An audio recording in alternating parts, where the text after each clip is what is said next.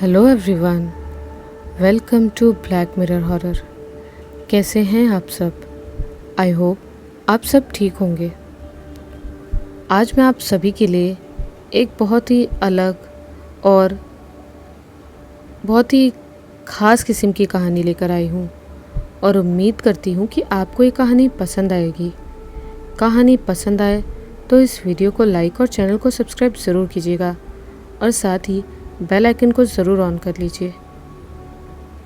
क्या आप में से कोई भी ये कल्पना कर सकता है कि कोई ज़िंदा इंसान किसी लाश के साथ रह रहा हो, उसके साथ सो सकता है, सिर्फ इतना ही नहीं उसके साथ खाना भी खा सकता है? शायद ही आप में से कोई इस बात की कल्पना भी कर सके, लेकिन ये वाक़या सच में हुआ है। सच में एक लड़का अपनी बहन की लाश के साथ रहता था, सोता था, बातें करता था, उसके साथ खाना खाता था। वो उसके साथ सिर्फ खाना ही नहीं खाता था बल्कि उसे खाना भी खिलाता था। कौन था वो लड़का और कहाँ की है ये घटना, ये जानेंगे हम इस वीडियो में आगे। तो इस वीडियो को एंड तक ज़रूर देखिएगा। ये कहानी एक रियल इंसिडेंट पर बेस्ड है जिसे द स्केलेटन मैन के नाम से जाना जाता है। ये घटना कोलकाता में घटी थी। इस कहानी में पात्रों के नाम भले ही काल्पनिक है, लेकिन ये कहानी पूरी तरह सच्ची घटना पर आधारित है। इस कहानी में थोड़ा बहुत बदलाव किया गया है, इसीलिए अगर आप उस घटना के बारे में जानते हैं तो ज़रूर ही यह कहानी उस घटना से अलग लगेगी आपको। अर्नव अपनी फैमिली के साथ कोलकाता में रहता था। उसकी फैमिली में उसकी मम्मी काजोल, उसके पापा सुब्रतो और एक बड़ी बहन थी जिसका नाम दुर्गा था। दुर्गा के पास एक डॉग भी था जिसे वो जिमी कहकर बुलाती थी। वो उसे बहुत प्यार करती थी। अर्नव की फैमिली दूसरी फैमिली से पूरी तरह अलग थी, या ऐसा भी कह सकते हैं कि वो अजीब थी, क्योंकि उसकी फैमिली में सभी लोग पैरानॉर्मल एक्टिविटी करते थे। उन्हें भूत प्रेतों पर पूरा भरोसा था। उन्हें लगता था आत्माएं उनके आसपास ही रहती हैं। उन्हें ऐसा लगता नहीं बल्कि पूरा यकीन था। उन्हें उन पर भरोसा भी क्यों न होता, उनका काम भी तो वही था। सुब्रतो और काजोल लोगों के ऊपर से भूत और प्रेत का साया दूर करने का काम करते थे और बदले में उनसे पैसे लिया करते थे। उनकी देखा देखी दुर्गा और अर्नव भी उसी काम में दिलचस्पी लेने लगे थे, जिसके लिए वो दोनों पैरानॉर्मल एक्टिविटी से जुड़ी बुक्स भी पढ़ने लगे थे, जिस वजह से उन दोनों को भी अपने मम्मी पापा की तरह ही लगने लगा था कि उनके आसपास हर वक्त कोई साया रहता है।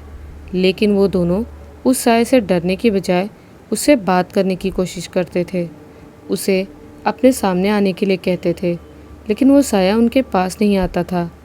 लेकिन जब भी दुर्गा किसी साये से बात करने की कोशिश करती थी, उसका डॉग जिमी उसके आसपास घूमकर आसमान की ओर देखकर भौंकने लगता था।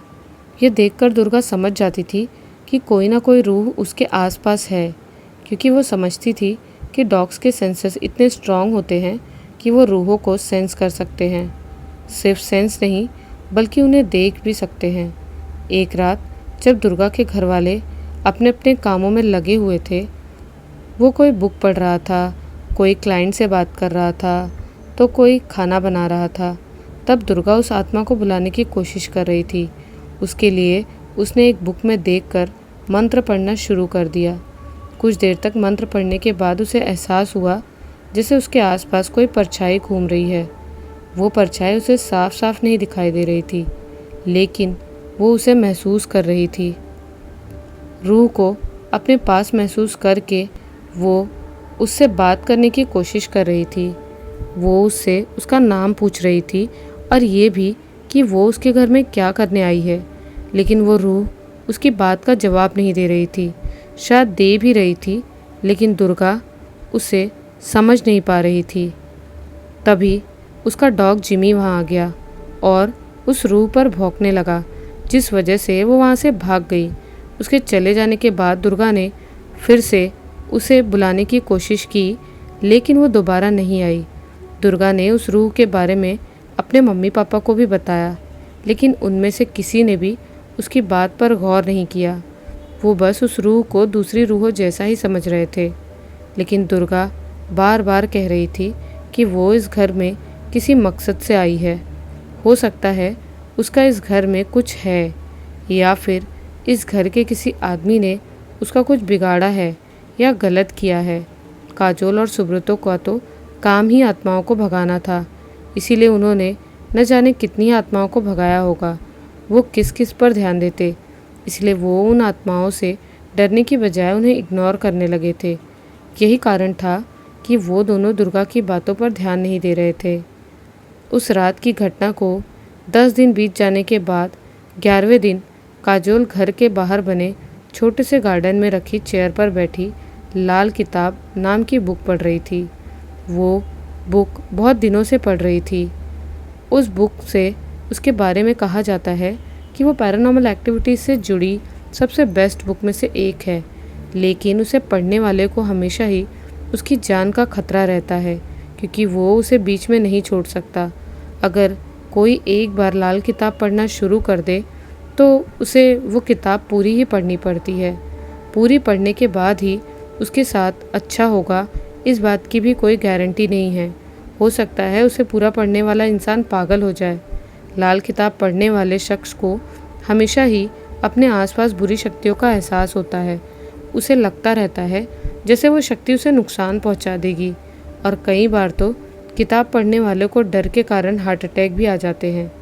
काजोल गार्डन में बैठी हुई जब वो किताब पढ़ रही थी, तब उसका पति और उसके दोनों बच्चे भी घर पर ही थे। वो सभी अपने अपने काम कर रहे थे। दुर्गा अपने डॉगी को खाना खिला रही थी, अर्नव और सुब्रतो खाना बना रहे थे। काजोल शाम को किताब पढ़ने बैठी थी, लेकिन शाम से रात हो गई और फिर रात से सुबह हो गई, लेकिन उन तीनों में से किसी का भी ध्यान उस पर नहीं गया कि इतने घंटे हो जाने के बाद भी वो उठकर अंदर क्यों नहीं आई। वो तीनों अपना अपना काम पूरा करके डिनर करके सो गए और फिर से सुबह ब्रेकफास्ट भी कर लिया, लेकिन उनमें से कोई भी काजोल के पास ये देखने नहीं गया कि वो ठीक तो है, कहीं उसे कुछ हो तो नहीं गया, क्योंकि उसने रात में डिनर भी नहीं किया था और मॉर्निंग में ब्रेकफास्ट भी नहीं किया। काजोल पहले भी ऐसा कर चुकी थी और घर वालों से साफ साफ कह देती थी कि जब वो बुक पढ़ने बैठे तो उसे कोई भी डिस्टर्ब ना करे। जब वो किताब पूरी पढ़ लेगी तभी वो उठेगी। इसीलिए उन लोगों ने उस दिन भी उसे परेशान नहीं किया था। अगले दिन भी सुबह से दोपहर हो गई, फिर भी उन तीनों में से किसी का भी ध्यान उस पर नहीं गया। लेकिन जिमी काजोल के पास जाकर भौंकने लगा। दुर्गा जब उसे पकड़ने गई तो उसने देखा कि काजोल के शरीर में बिल्कुल भी हलचल नहीं है। उसकी आंखें खुली हुई हैं और वो सांस नहीं ले रही। उसने उसके सीने में हाथ लगाकर उसकी धड़कन जांचनी चाहिए तो वो भी नहीं चल रही थी और उसका पूरा शरीर ठंडा पड़ चुका था। उसके बारे में उसने अपने पापा को बताया। जब उन्होंने आकर देखा तो वो मर चुकी थी। काजोल के मरने की खबर अब उन तीनों को लग चुकी थी, लेकिन वो तीनों उसके मरने का शोक मनाने की बजाय अपने अपने काम करते रहे। ये बात आप सबको थोड़ी अजीब लग रही होगी, क्योंकि नॉर्मल लोग अपनों के मर जाने पर रोने लगते हैं, शोक मनाते हैं, लेकिन उन लोगों ने ऐसा कुछ भी नहीं किया था। ये बात पूरी तरह सच है। सिर्फ इतना ही नहीं, उन लोगों ने उसका अंतिम संस्कार भी नहीं किया, बल्कि उसे कमरे में ले जाकर बिस्तर लगाकर उसे ऐसे लिटा दिया जैसे वो सो रही हो। पड़ोसियों के साथ उनके रिश्ते अच्छे नहीं थे, इसीलिए उनका कोई भी पड़ोसी उनके घर नहीं आता था, बल्कि उनके घर से दूर रहना ही पसंद करते थे। वो सभी उन्हें पागल फैमिली कहकर बुलाते थे। सिर्फ पड़ोसी ही नहीं, बल्कि उनके रिश्तेदारों ने भी उनसे रिश्ता तोड़ लिया था। न तो दुर्गा का कोई दोस्त था और न ही अर्नव का। वो दोनों अकेले ही थे, अपनी दुनिया में रहते थे। रिश्तेदारों का उनसे रिश्ता तोड़ने का अलग ही कारण था, लेकिन पड़ोसी उनकी पैरानॉर्मल एक्टिविटीज़ से परेशान रहते थे।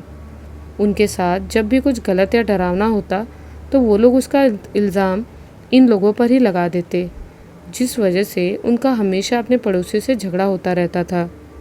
काजोल भले ही मर चुकी थी और उसके घर वालों ने उसकी लाश को घर में ही एक बिस्तर पर लेटा दिया था, लेकिन कोई भी उसके साथ मुर्दे जैसे व्यवहार नहीं करता था। उसका पति और दोनों बच्चे उसकी लाश के साथ ऐसे रहते थे जैसे वो अभी भी जिंदा ही हो। न सिर्फ रहते थे, बल्कि उसी के साथ खाना खाते और बातें भी करते थे। वो जब भी खाना खाने बैठते थे उसके साथ लिए उसकी भी चेयर और थाली लगाते थे। यहाँ तक कि सुब्रतो तो उसे खाना भी खिलाता था और उसके साथ सोता भी था। काजोल की मौत के बाद ये सिलसिला लगातार चलता रहा। वो उसके साथ ऐसे ही रह रहे थे जैसे वो मरी नहीं बल्कि जिंदा है, और वो अभी भी उनके साथ ही है। काजोल के मरने के बाद उनकी बेटी को लगातार ये एहसास होता रहा कि उसके घर में कोई बुरा साया है, और उसने उस बारे में अपने पापा से बात करने की कोशिश भी की, लेकिन उन्होंने उसकी बात नहीं सुनी। उस रात के बाद से वो उस आत्मा को फिर से नहीं बुला पाई थी। वो सिर्फ उसे अपने घर में महसूस करती थी। एक दिन दुर्गा जिमी के साथ खेल रही थी, तभी उसे ऐसा एहसास हुआ जैसे जिमी के साथ कुछ बुरा होने वाला है। इसीलिए उसने उसके साथ खेलना बंद करके उसे अपनी गोद में उठा लिया। जब वो उसे गोद में उठाए हुए थी तब उसे उस साये के अपने पास ही होने का एहसास हुआ। उसे उसकी हल्की सी काली परछाई जिमी के पास दिखाई दी, जिसके बाद जिमी उसकी गोद से उछला और ज़मीन पर धड़ाम से गिर पड़ा, जिसके बाद वो पागल सा हो गया। वो चारों तरफ देख देख कर भौंक रहा था। दुर्गा ने उसे संभालने की बहुत कोशिश की, लेकिन वो उससे नहीं संभल रहा था। उसकी आवाज़ सुनकर अर्नव और सुब्रतो भी वहाँ आ चुके थे। उन्होंने भी उसे पकड़ने की कोशिश की, लेकिन वो उसकी भी पकड़ में नहीं आ रहा था, बस भौंके जा रहा था।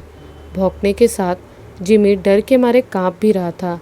दुर्गा उसके डर को समझ रही थी, इसीलिए वो उसे गोद में उठाकर उसे शांत करना चाहती थी, लेकिन ऐसा नहीं कर पा रही थी।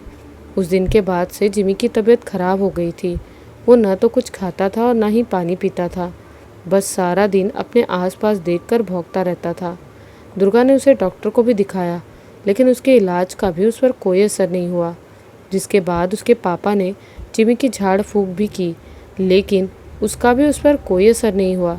जिमी की तबीयत लगातार बिगड़ती जा रही थी। वो खून की उल्टियाँ भी करने लगा था। दुर्गा समझ नहीं पा रही थी कि उसे क्या हो गया है। जिस दिन से जिमी ज़मीन पर गिरा था, उस दिन से दुर्गा हमेशा उसके पास एक साये को महसूस करती थी, लेकिन उसके लिए कुछ नहीं कर सकती थी। उसके पापा ने भी कोशिश कर ली थी, लेकिन वो साया उससे दूर नहीं हुआ था। आखिरकार तड़प तड़प कर एक दिन जिमी ने भी दम तोड़ दिया। जिमी ने दुर्गा के सामने अपना दम तोड़ा था, इसीलिए उसकी मौत का दुख दुर्गा को बहुत बड़ा सदमा लगा था, जिस वजह से उसने खाना पीना बंद कर दिया। वो पूरा दिन अपने मरे हुए डॉगी जिमी को साथ लिए बैठी रहती और सिर्फ उसी के बारे में सोचती रहती। उसके मर जाने के बाद तो उसने अपनी मम्मी के बारे में भी सोचना बंद कर दिया था। वो लोग घर के बाहर बहुत कम निकलते थे।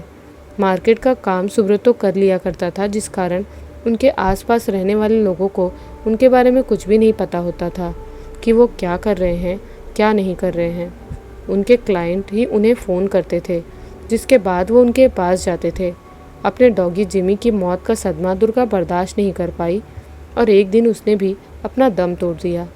लेकिन उसके मरने का कारण सदमा नहीं था, बल्कि वो साया था जिसे वो हमेशा देखा करती थी और अपने आसपास महसूस किया करती थी।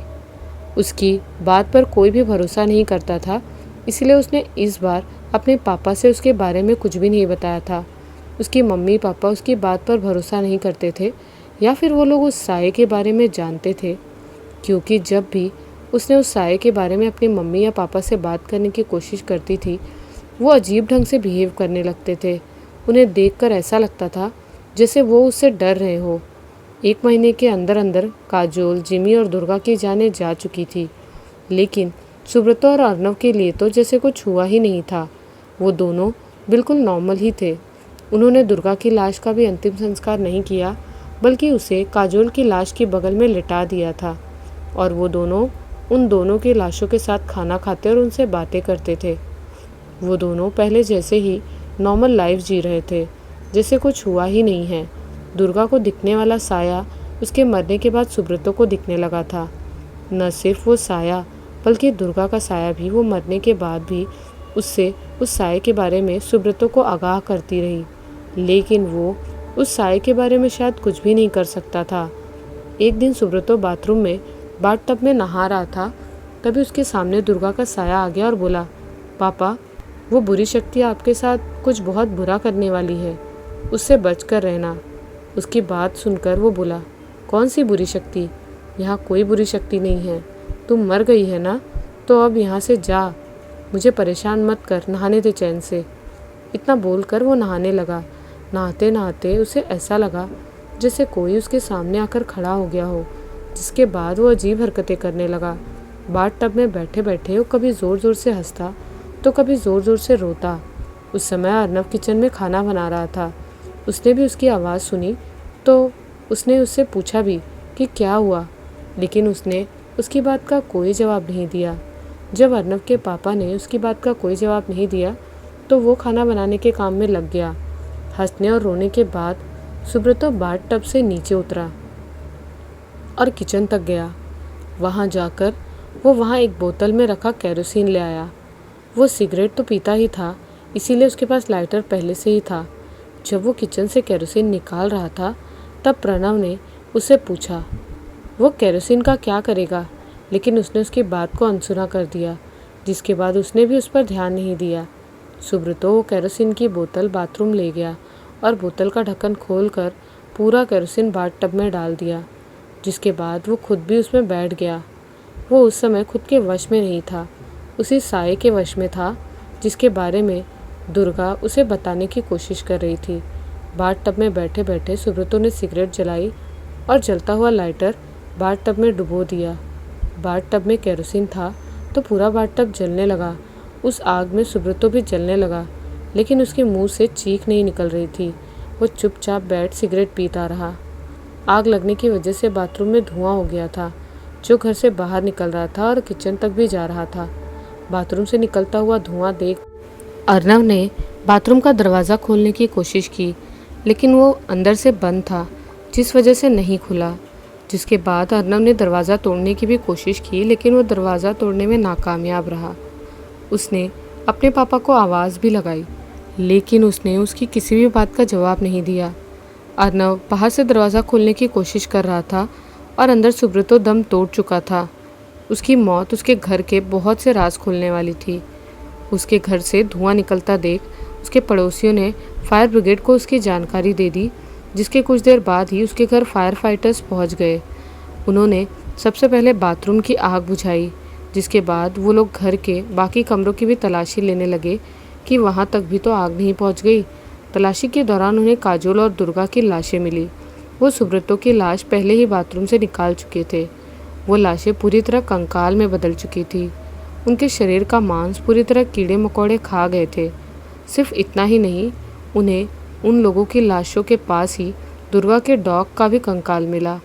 जैसे ही उनके पड़ोसियों ने वो लाशें देखी, वो हैरान रह गए। उनके लिए वो लाशें हैरान करने वाली नहीं थी, बल्कि वो लोग अर्नव को देखकर हैरान रह गए, क्योंकि उसे उन लाशों को देखकर कुछ फ़र्क ही नहीं पड़ रहा था। वो उन्हें देखकर मुस्कुरा रहा था। न सिर्फ मुस्कुरा रहा था, बल्कि वो उनसे बातें भी कर रहा था और कह रहा था कि मम्मी, दीदी, देखो अब पापा भी आपके साथ ही रहेंगे। उसके लिए ये सब नॉर्मल था, लेकिन उसके पड़ोसियों के लिए नॉर्मल नहीं था, बिल्कुल भी नॉर्मल नहीं था। इसीलिए उन्होंने बिना कुछ देर किए इस बात की जानकारी पुलिस को भी दी। सूचना मिलते ही पुलिस घटनास्थल पर पहुंची, मतलब अर्नव के घर पहुंची और तीनों डेड बॉडीज़ को अपने कब्जे में लेकर उन्हें पोस्टमार्टम के लिए भेज दिया और अर्नव को गिरफ्तार कर लिया। उससे पूछताछ करने के बाद पुलिस वालों ने उसे ही उन तीनों के मर्डर का दोषी मानकर उसे जेल में बंद कर दिया, क्योंकि पुलिस ने उससे जितने भी सवाल किए थे वो उसके द्वारा दिए गए किसी भी जवाब से संतुष्ट नहीं थे, क्योंकि पुलिस उससे उसके उन तीनों की मौत के बारे में पूछ रही थी, जिसका वो सिर्फ एक ही जवाब दे रहा था कि वो तीनों मरे नहीं हैं, बल्कि ज़िंदा हैं और वो अभी भी उसी के पास है, उससे बात कर रहे हैं और बहुत घबराए हुए हैं। पुलिस वाले अर्नव को ही उन तीनों का कातिल मानकर चल रहे थे और पोस्टमार्टम रिपोर्ट आने का इंतज़ार कर रहे थे। सिर्फ पुलिस वाले ही नहीं, उसके पड़ोसी भी उसे ही उनकी मौत का जिम्मेदार मान रहे थे और उसके लिए कड़ी से कड़ी सज़ा की मांग कर रहे थे। भले ही उनकी मौत के बाद अर्नव को उनकी मौत का दोषी मानकर वो लोग उसे कड़ी से कड़ी सज़ा दिलवाना चाहते थे, लेकिन वो वही लोग थे जिन्होंने काजोल और दुर्गा को कई दिनों तक न देखने के बाद भी ये पता करने की कोशिश नहीं की थी कि वो लोग कहाँ चले गए।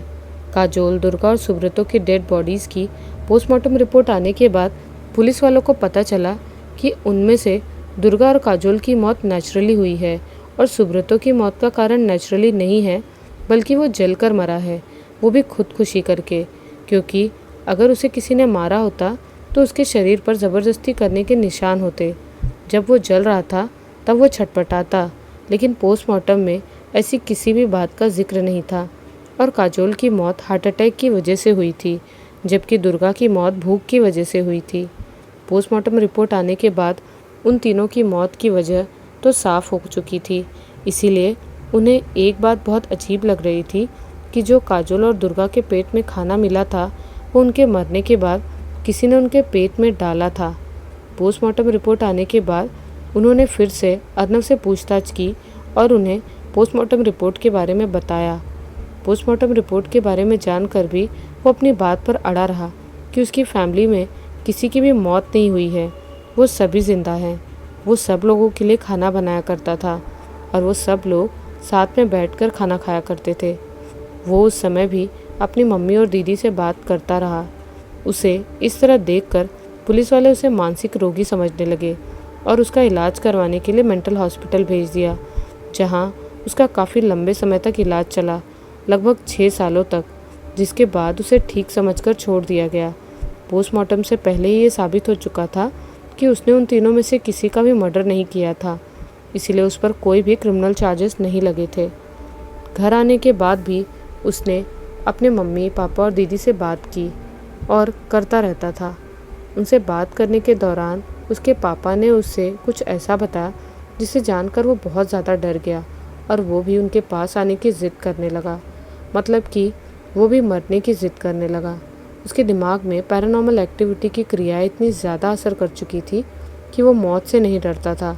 उसे लगता था कि मौत के बाद भी एक दुनिया है जहाँ पर रहना इस दुनिया के मुकाबले बहुत अच्छा है, क्योंकि वहाँ न तो भूख है, न दुख है और न ही दर्द है।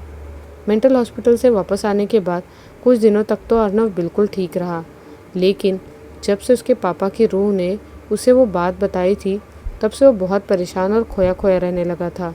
जिसके बाद एक दिन वो भी अपने पापा की तरह ही बाथरूम में नहाने गया और बाथ टब में आग लगाकर खुदकुशी कर ली। वो फैमिली इतनी रहस्यमय थी कि कोई भी नहीं जानता था कि वो सब लोग कैसे मरे थे। भले ही ये कोई नहीं जान पाया था कि वो फैमिली किस तरह से मरी थी, लेकिन उनकी मौत की वजह वो रूह थी जो दुर्गा को हमेशा दिखाई देती थी। वो रूह न सिर्फ दुर्गा को दिखाई देती थी बल्कि काजोल और सुब्रतो को भी दिखाई देती थी, लेकिन वो हमेशा अपने बच्चों की वजह से उसे नज़रअंदाज कर दिया करते थे। वो दोनों ही जानते थे कि भले ही न जाने अब तक कितनी आत्माओं को वो काबू कर चुके हैं, लेकिन उस पर काबू करना उनके वश का काम नहीं है। उसे सिर्फ विशेष मंत्रों से ही काबू किया जा सकता था, क्योंकि वो पवित्र आत्मा थी जिसने कभी किसी को परेशान नहीं किया था। काजोल लाल किताब उसी को वश में करने का उपाय जानने के लिए पढ़ रही थी, लेकिन वो उस किताब को पूरा पढ़ पाती उससे पहले ही उस रूह ने उसकी जान ले ली थी। वो आत्मा सुब्रतो के दादाजी की थी। उसके दादा के पास कुछ सोने के गहने थे जिन्हें उन्होंने मरने से पहले ज़मीन में दफना दिए थे और मरने के बाद वो उन्हीं पर जाकर बैठ गए थे। जैसे ही सुब्रतो को अपने दादाजी के गहनों के बारे में जानकारी मिली तो वो उन्हें निकाल लाया। वो तंत्र क्रिया जानता था, इसलिए उसके दादाजी की रूह उसे रोक नहीं पाई थी, लेकिन ऐसा करके उसने अपने दादाजी की रूह को गुस्सा दिला दिया था। अपना बदला लेने के लिए उसने काजोल और सुब्रतो को जान से मार दिया था। दुर्गा अपने डॉग की वजह से मरी थी और अर्नव भी सदमे के कारण ही मरा था। अपने दादाजी के गहनों के कारण ही सुब्रतो ने अपने परिवार वालों को अपने से अलग कर दिया था और उन्हें अपना दुश्मन बना लिया था। अब तो आप सब जान ही गए होंगे द स्केलेटन मैन स्टोरी के बारे में। तो क्या लगता है आपको, क्या ये सच्ची घटना जो है ऐसा रियल में कहीं होता है? और आप में से इस घटना के बारे में कौन कौन जानता है, हमें कमेंट्स में ज़रूर बताइएगा। मिलती हूँ एक नए वीडियो में कुछ नई और बेहद डरावनी कहानियों के साथ। तब तक के लिए बाय। and take care.